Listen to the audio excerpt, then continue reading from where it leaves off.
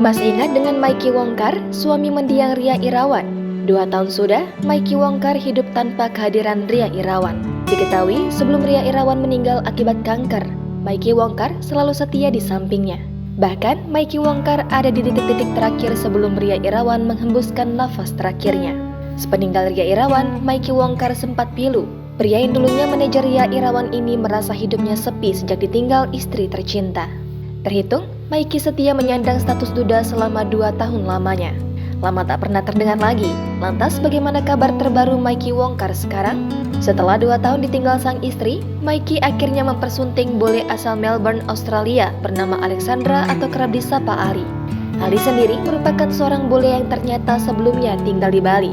Momen pernikahan keduanya diunggah Maiki di akun Instagramnya @mike_wongkar. Pernikahan yang berlangsung di Bali tersebut berlangsung sederhana dan dihadiri keluarga dan sahabat dekat keduanya.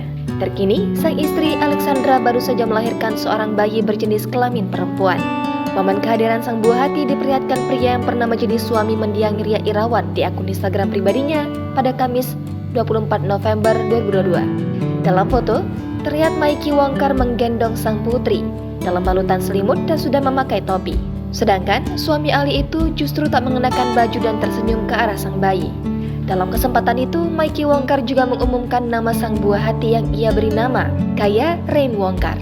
Sebagian rekan artis turut memberikan komentar di unggahan itu.